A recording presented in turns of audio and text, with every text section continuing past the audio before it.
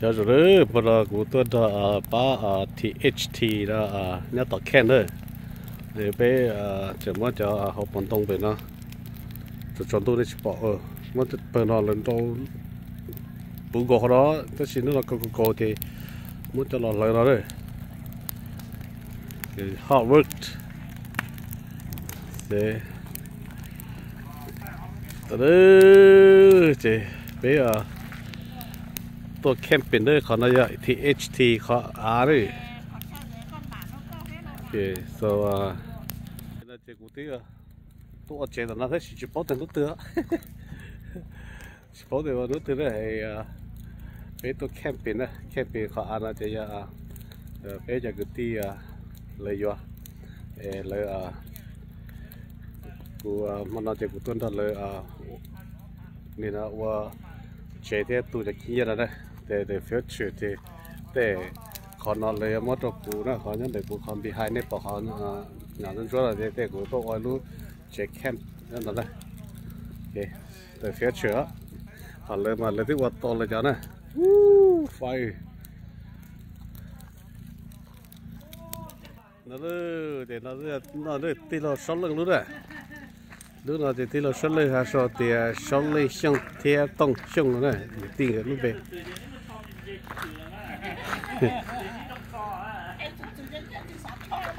thì không bắt thấy bên đó là thì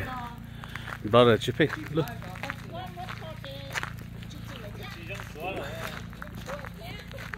làm đó là chụp hình lúc này cho nên dàn béo đi sợ còn bây giờ lúc nào thì là nó nâng lúc chế lúa tận nó chế một cái đây mỗi lúa thôi lúa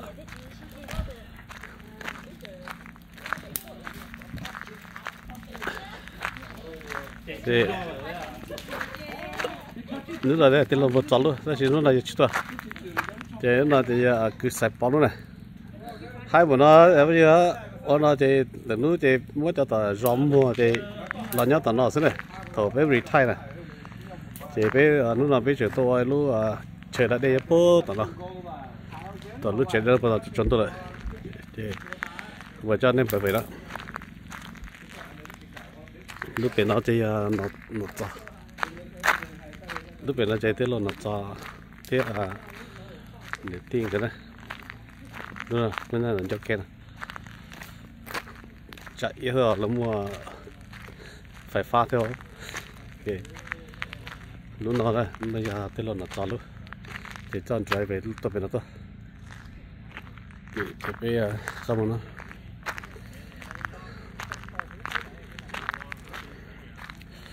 lâu chỉ lúc này nó sẽ đẹp như rõ ta là chỉ có tôi nhỏ lên nó thì chỉ một món lên này ok ôi thế là nó chọn lúc về nó thì giờ cho lấy cái complete đấy,但是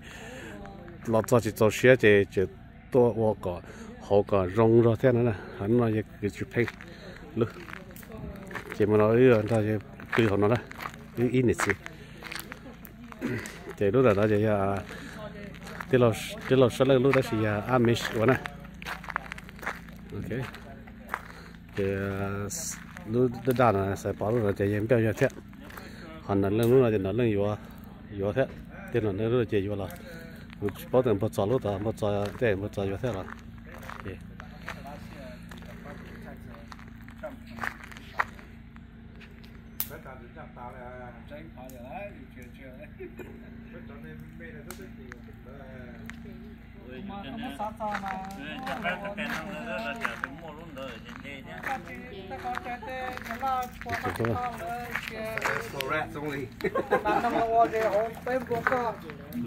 lúc nào nó về muốn rõ cái chắc cái gì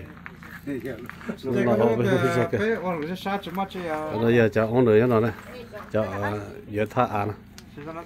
thì cho nó họ nó chờ từ lúc này sẽ có cái nó lọt ra cho giờ tao biếtว่าgiờ lúc chặt thôi